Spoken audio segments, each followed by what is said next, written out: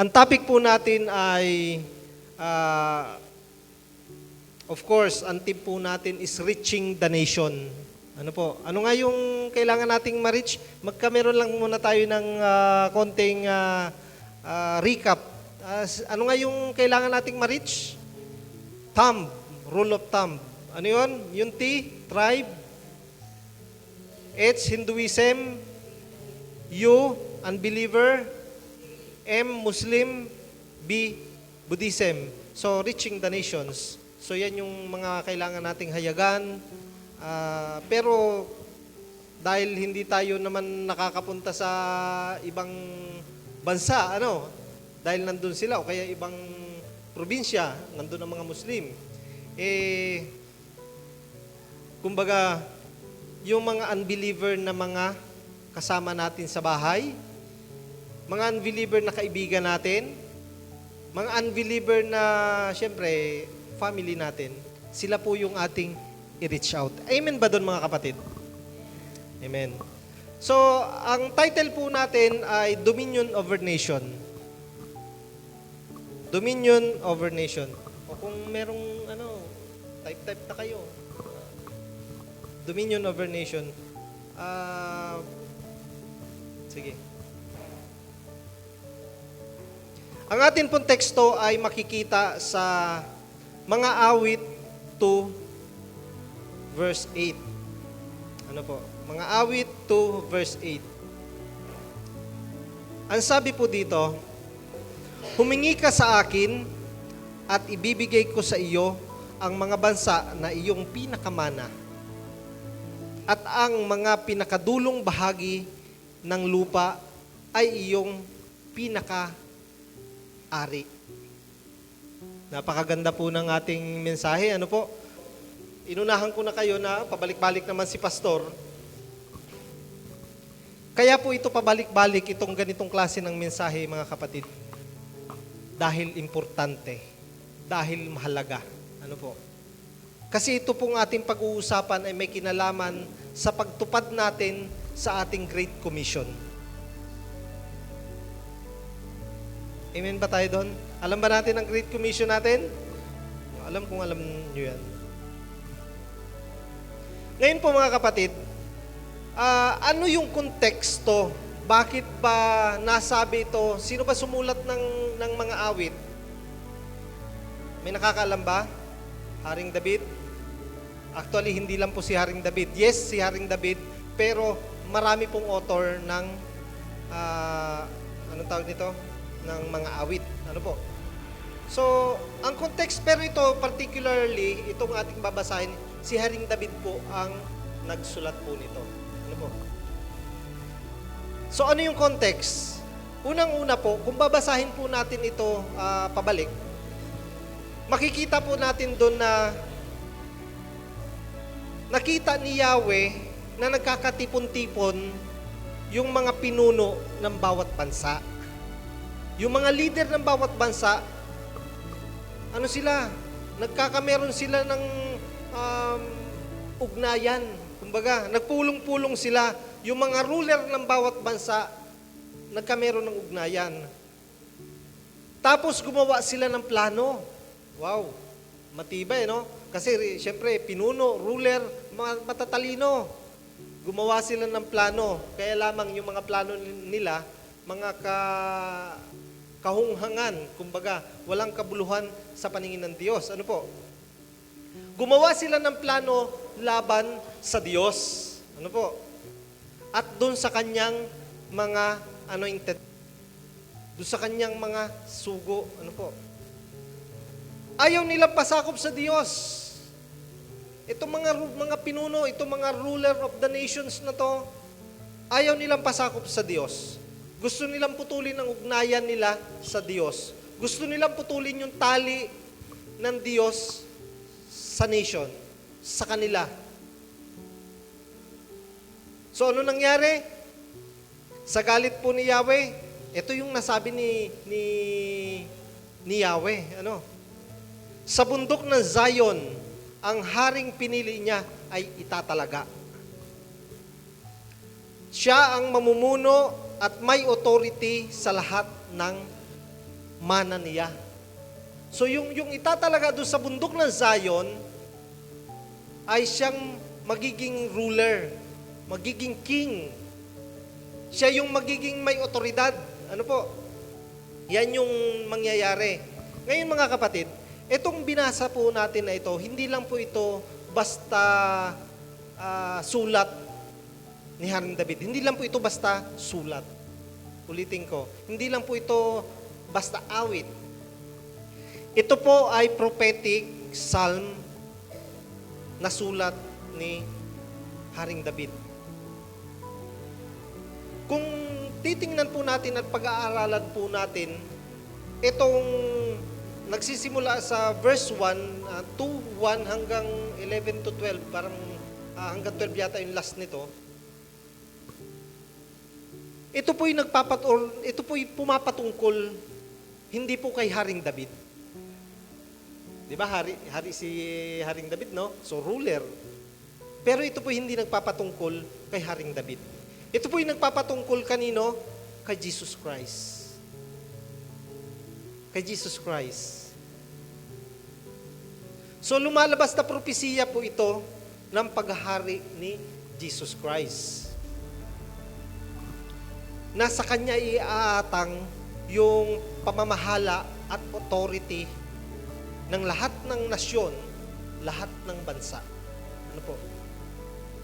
Kagaya nung sinabi dun sa Isaiah 9:6, sino bang nakakaalam ng sinabi sa Isaiah 9:6?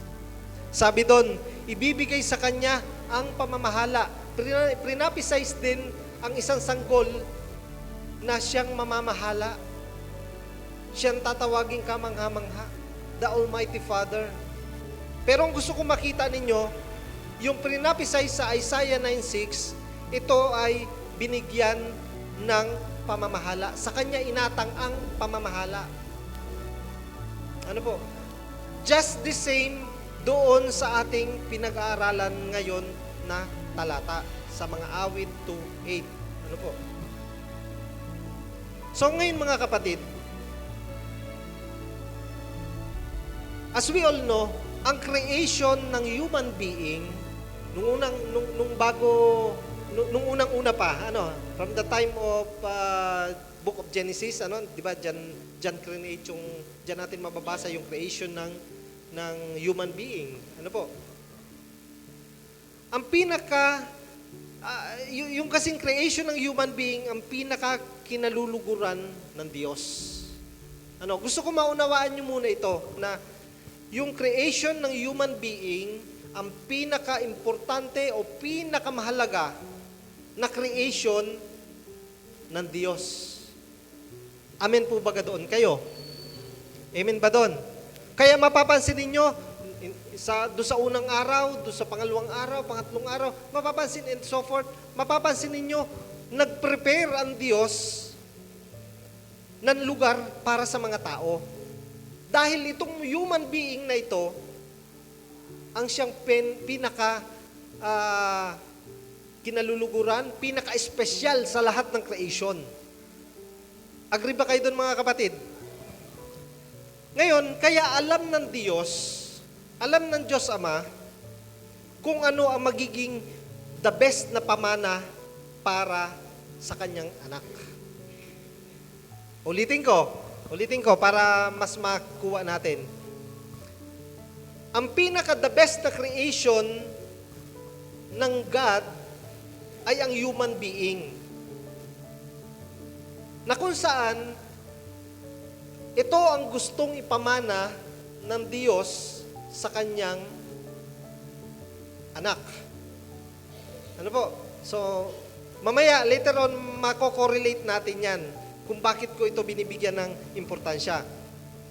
Kasi, ulitin ko, sabi sa verse 8 ng Psalm 2:8, humingi ka sa akin at ibibigay ko sa iyo ang mga bansa na iyong pinakamana. Pansinin natin,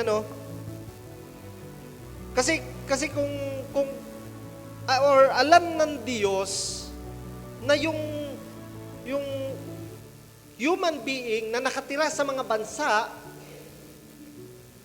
ang pinaka-importanting creation, ang pinakamaganda or beautiful creation, kaya yun talaga yung ipapamana ng Diyos. Na ang sabi nga lamang ay, humingi ka sa akin at ibibigay ko sa iyo ang mga bansa. Ibig sabihin, pag humingi ka, pag humingi ang anak, let's say si Jesus Christ, na pag hiningi ni Jesus Christ yung mana niya, alam na ng Diyos kung ano yung ibibigay sa kanya. Yun yung pinakang beautiful creation ng Lord, which is the human being. Kaya lang, saan ba sila nakatira? Ay siyempre sa mga bansa. Kaya yung bansa na yon ang ibibigay sa kanya ng Lord. Hindi na pinamili, sige, humingi ka sa akin ng humingi ka sa akin at papipiliin kita ng mamanahin mo. Hindi ganun ang sinabi ni Yahweh. Kundi talagang meron ng ibibigay, which is yung pinakang beautiful creation, which is the humankind. Ano po? Sabi doon, at ibibigay ko sa iyo ang mga bansa na iyong pinakamana at ang mga pinakadulong bahagi ng lupa ay iyong pinakaari. May napapansin ba kayo doon? Ang sabi, ibibigay ko sa iyo ang mga bansa. Di ba yung mga bansa na yan naman na nagko-compose sa, sa earth, kung titingnan natin, yan yung mga bansa. Pero bakit may sinasabi dito pinakadulong bahagi ng lupa? Gagawin daw pagmamayari, pero yung isa kanina gagawing mana. Mamaya po, later on, makikita po natin, ano ba yan? Ano ba sinasabi dito? Ito po ay may kinalaman, actually, itong binasa natin na ito sa verse 8, may kinalaman po ito sa John 10:16. Ano po? May kinalaman po ito. Ano ba yung nakalagay sa John 10:16? Mayroon akong iba pang mga tupa na wala pa sa kulungang ito. Kinakailangang sila'y ipasok ko rin at papakinggan nila ang aking tinig. Sa gayon, magkakaroon ng isang kawan na may isang pastol. Sino yon? Si Jesus Christ, yung isang pastol na yon. Ngayon, sino ba yung tinutukoy dito na, kasi meron ng mga tupa sa loob ng kawan, pero may tinutukoy pa na nasa labas ng kawan at sila din daw ay makikinig sa tinig ng kanyang pastol. Sino ba yun mga kapatid sa tingin ninyo? Hindi ko na kayo pag-iisipin. Ito po yung mga Jews. Ito yung nasa loob na ng kawan, ito na po yung mga Hudyo. Ito na po yung mga Jews. Kasi sadya naman talagang palibhasa ang Israel nga ay piniling lugar, piniling nasyon o bansa. Ang nakatira dyan ay mga Hudyo, Jews. Ngayon, sino yung tinutukoy dito sa John 10:16 na kailangan silang may pasok? Yung meron din daw dito sa labas ng kulungan na kailangang sila'y may pasok rin kasi pakikinggan nila din yung tinig ng pastol. So sino yan? Mga hintil po yan. O ngayon, nagkakameron na ng dugsong-dugsong, no? Nagkakadugsong-dugsong na po. Ngayong alam na po natin yung konteksto, dadive na tayo ngayon sa, kumbaga, doon sa mismong message po natin. Ano po? Inalam lang muna natin kasi ayaw ko pong maging ma-miss yung mawala sa context po yung aking sasabihin. Ano po? Ngayon, balik tayo doon sa pinaka-message natin. Apply natin ito sa atin being a son of God. Anak ba kayo ng Diyos, mga kapatid? Amen. Sabi sa Galatians 4:7, ginawa na kayo ng Diyos na mga anak at hindi na mga alipin. At kung gayon, kayo'y mga tagapagmana niya.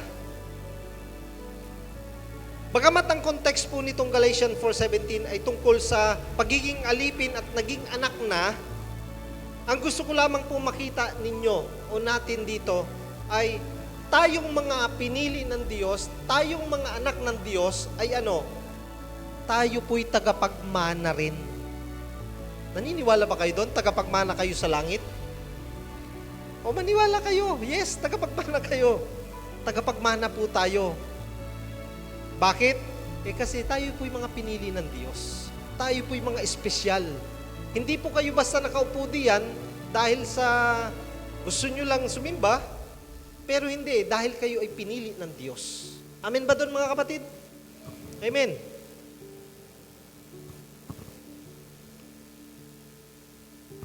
Ano po yung gusto nating makita dito sa ating teksto? Ano po? Yung mga binasa natin kanina.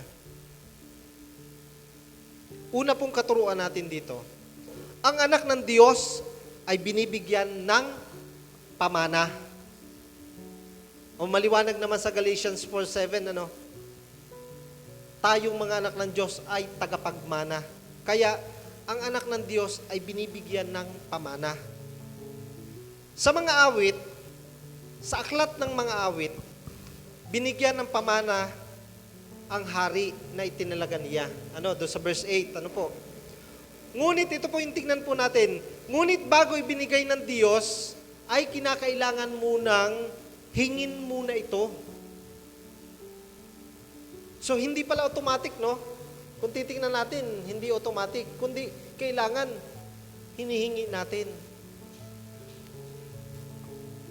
Kasi sabi sa verse 8, hingin mo sa akin ang mga bansa at ibibigay ko sa iyo.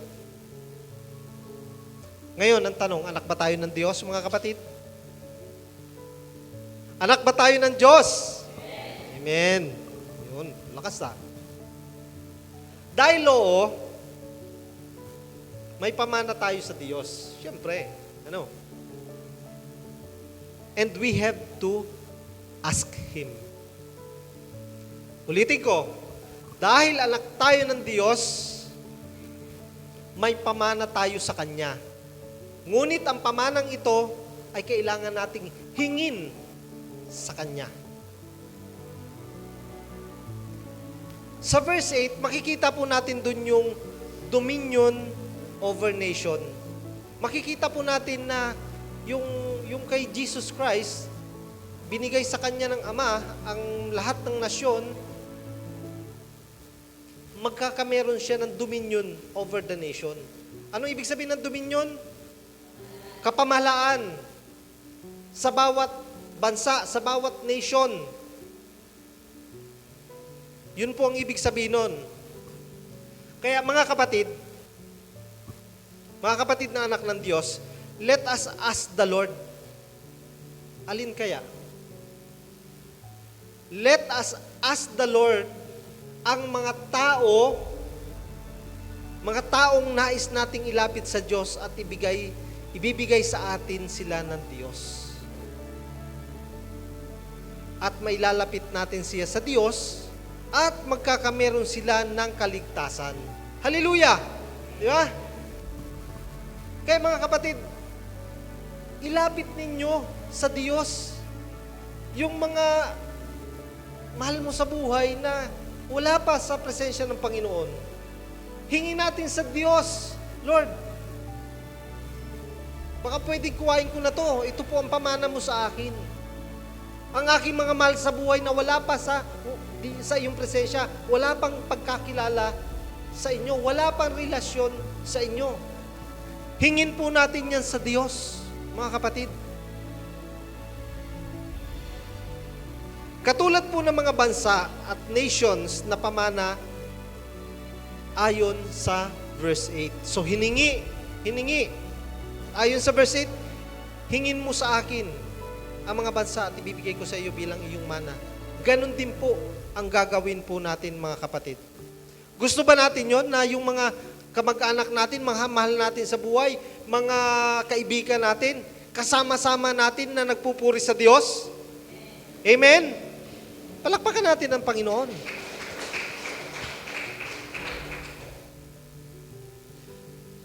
Mga magulang mo, mga kapatid mo, mga anak mo, na wala pa dito, mga kamag-anak mo na ibang simbahan yung pinupuntahan, yung naglologis-logis. Ano po? Or even yung mga tao na di natin kilala pero pinagkakatiwala sa atin ng Diyos. Hingin po natin yan sa Lord. Hingin po natin dahil sa atin po talaga iaatang ng Diyos ang pagkarinig ng mga kaluluwang ito ng salita ng Diyos. Tayo po ang gagamitin sa kanila, mga kapatid. Amen ba yun? Amen. Parang mahinang amen dun ha. Amen ba dun? Okay. Huwag po natin kalimutan ito, mga kapatid ha. Baka nawawala sa ating isipan. Yung ayon sa mga Gawa 1:8. Sino nakakaalam ng sinasabi sa Gawa 1:8? Ang sabi dito, subalit tatanggap kayo ng kapangyarihan pagbaba sa inyo ng Espiritu Santo. At kayo'y magiging mga saksi ko sa Jerusalem, sa buong Judea, at sa Samaria, at hanggang sa dulo ng daigdig. Pansinin po ninyo, mga kapatid, itong sinasabi dito sa Gawa 1:8, kung papaano sinabi dun sa verse 8 ng mga awit, 2:8, kung papaano sinabi dun na pinaghiwalay niya yung nation at ang dulo ng daigdig, mapapansin ninyo, may pagkakahiwalay-hiwalay din itong mga sinasabi sa katulad nito sa Gawa 1:8. Tayo daw yung gagawin ng Lord na magiging saksi saan? Sa Jerusalem, sa buong Judea, sa Samaria at sa dulo ng daigdig. So magkakahiwalay. Ba't hindi na lang sabihin na buong bansa, buong nasyon, tapos. Pero may ibig sabihin kasi po ito, mga kapatid. Ang ibig sabihin nito ay ating i-reach out yung mga mahal natin sa buhay within our reach, sa buong sambahayan natin na hindi pa nakakakilala, i-reach out po natin.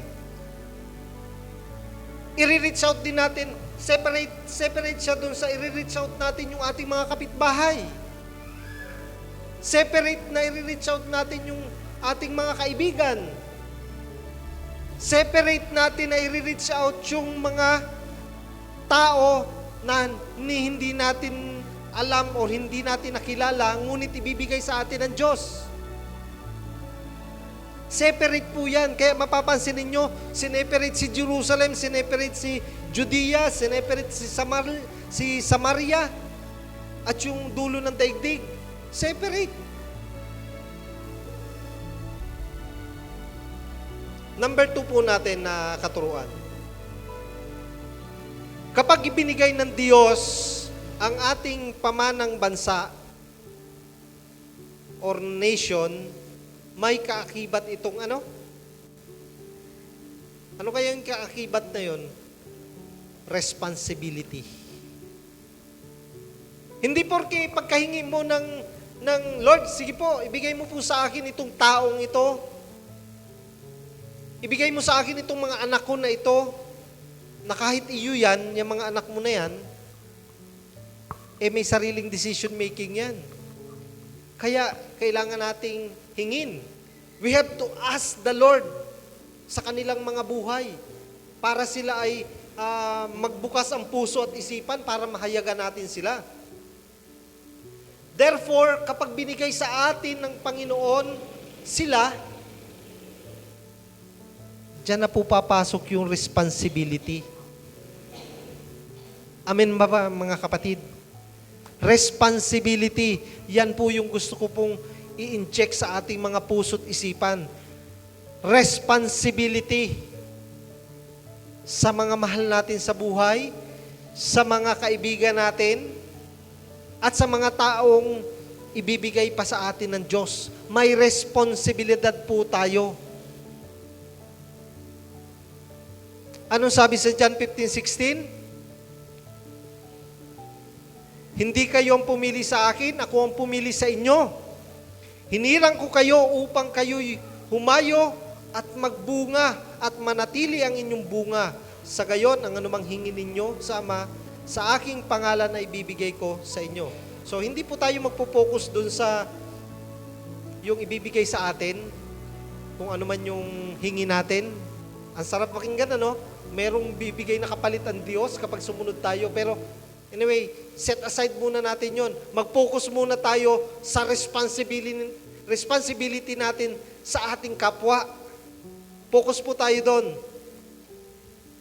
Sa pagpili sa atin ng Diyos, may nakaatang sa ating balikat. Responsibility. Ano po? Ano yung mga nakaatang sa ating balikat? Sabi sa John 15:16, humayo. Humayo. Pangalawa, panatilihin ang bunga. Humayo, panatilihin ang bunga.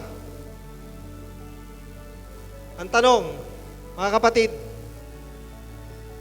sino-sino dito ang nakahayo na? Sino-sino na yung nakapag-evangelize na dito? Taas nga ang kamay, hindi ako titingin. Amen! Di ba? Alam ko namang nagawa nyo na yan, pero doon sa mga bago, syempre, as expected, hindi pa ganun, kasi ngayon, nagpupuno lang muna, di ba? Nagpupuno lang muna ng mga kaalaman ng tungkol sa Diyos. Malaman natin ano ba yung mga pinag-uutos ng Diyos. Okay lang yan. Pero dun sa mga matanda na, sa kanilang pananampalataya, mga kapatid, expected po na tayo ay humahayo. Expected po tayo na tayo ay may gagawin na paghayo, pag-evangelize.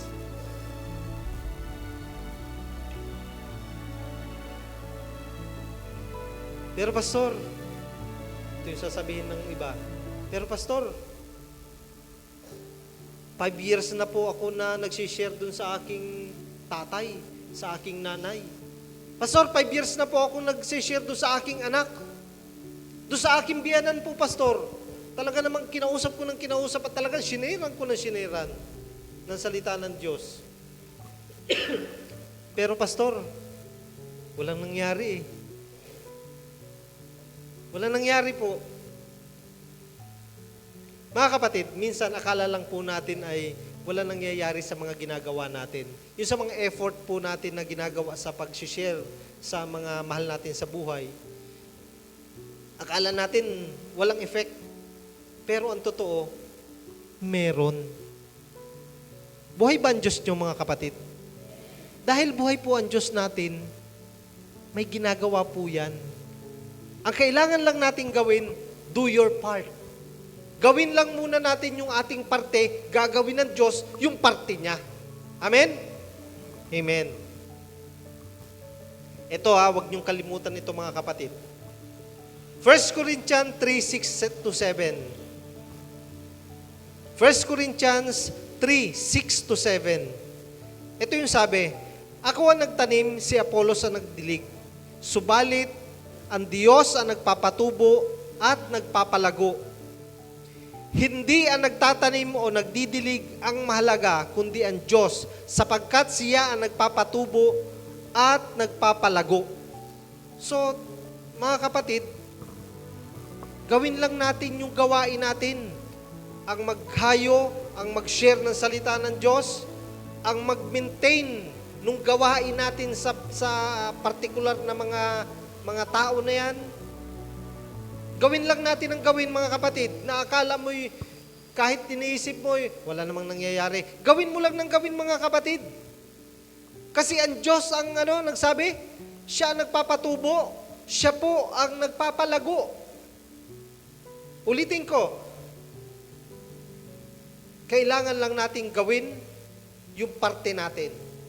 At yung parte ng Diyos, siya po ang gagawa noon, mga kapatid. I just remember lamang po yung, kung napanood ninyo yung, nung nag-speaker si Tatay Mark Vegiga, one of the elders ng GIA, siya po yung nag-speaker sa GIA Alabang nung siguro mga 3 linggo na nakakaraan, o baka 2 linggo yung nakakaraan, siya po yung nag-speaker. Pinanood ko po online ito. Ano ang sabi niya?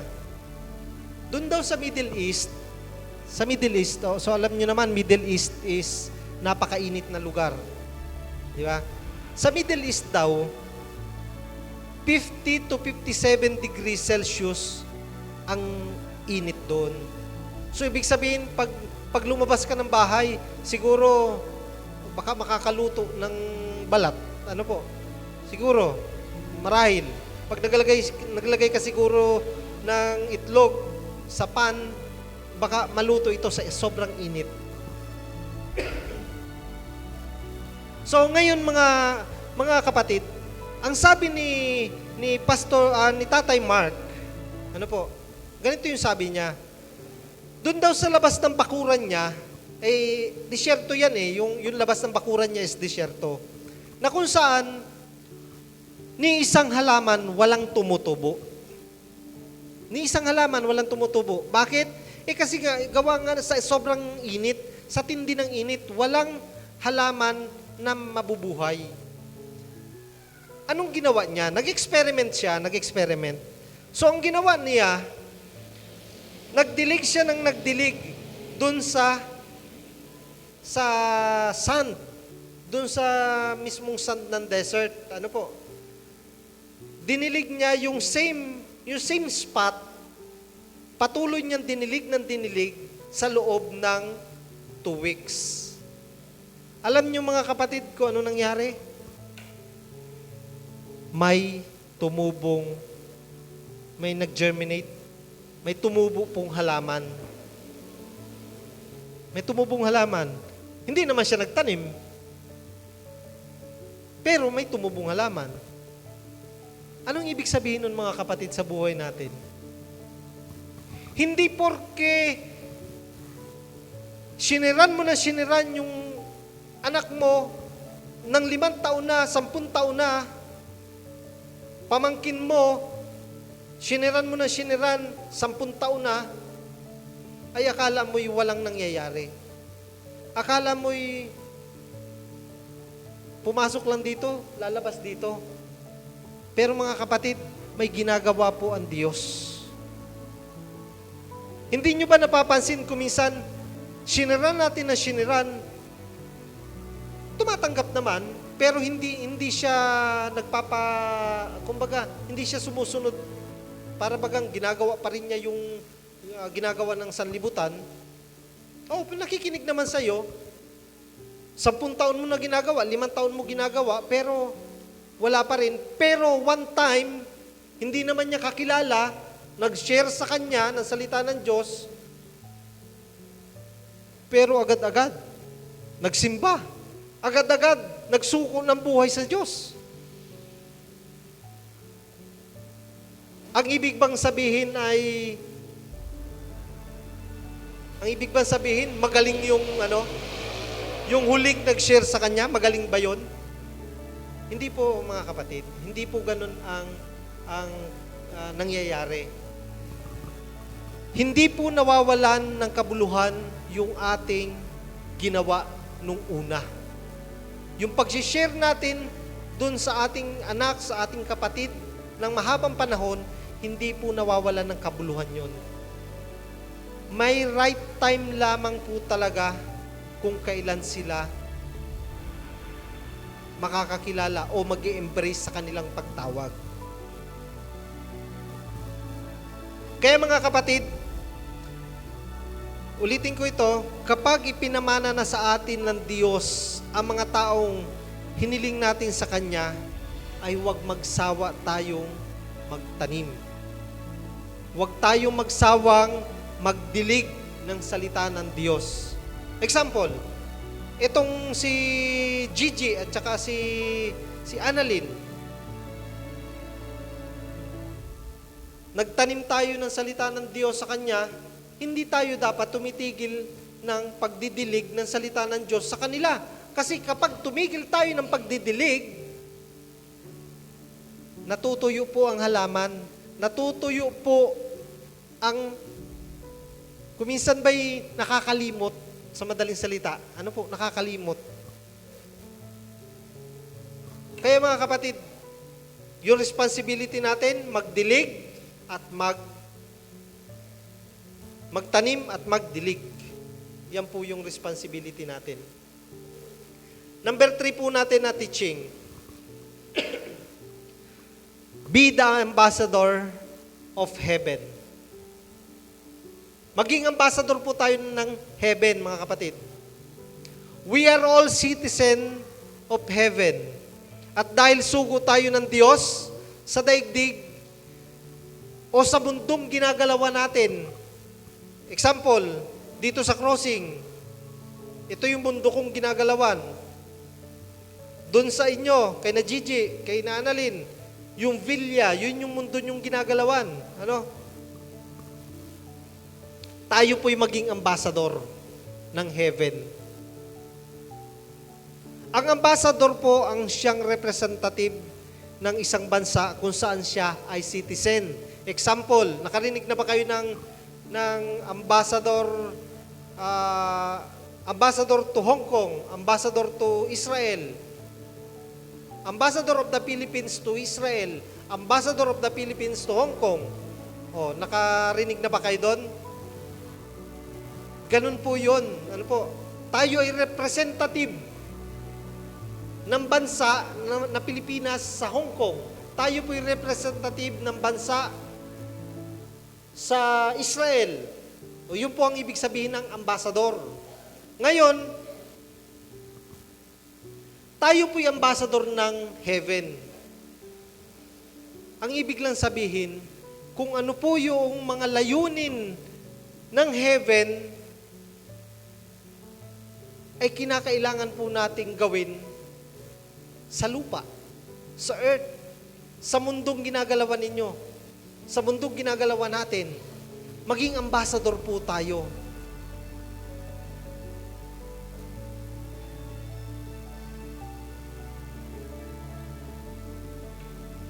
Ano po yung application po natin, mga kapatid?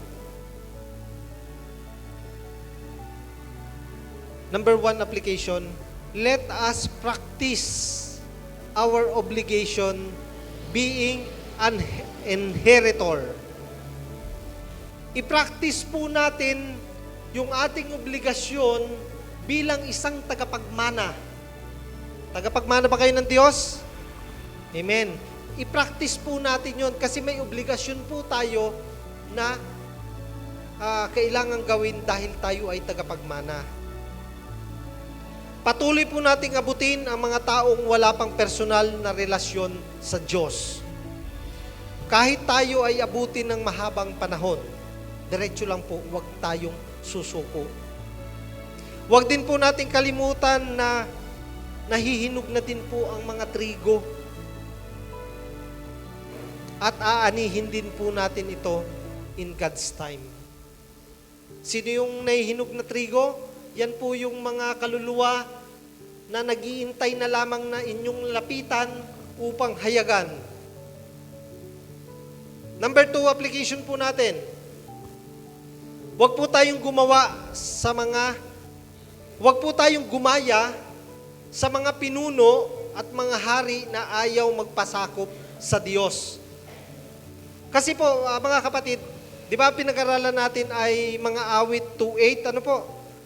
Kung babasahin nga po natin yun at tiningnan po natin kanina kung ano yung konteksto nung ating pinag-aaralang verse, ano po, sa verse 8. Ang konteksto po kasi noon, mapapansin po natin na sila po yung nag-iipon-ipon, nagpaplano ng di maganda o nagpaplano silang wag sumunod sa Diyos.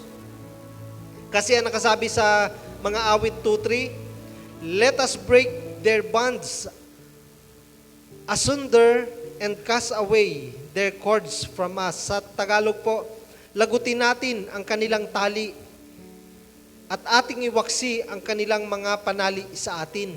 So ayaw magpasakop ng mga pinuno, mga hari na yon. Kaya yung second teaching po natin, huwag po tayong gumaya sa mga pinuno na yon, doon sa mga ruler na yon, sa mga hari na yon, na ayaw magpasakop sa Diyos. Mga kapatid, huwag nating hayaang bagsakan tayo ng puot ng Diyos. Makikita po natin ito sa awit 2:9. Ang sabi doon, thou shalt break them with a rod of iron, thou shalt dash them in pieces like a potter's vessel. Sa Tagalog po, sila iyong babalain ng isang pamalong bakal, iyong dudurugin sila na parang isang sisidlan ng magpapalayok.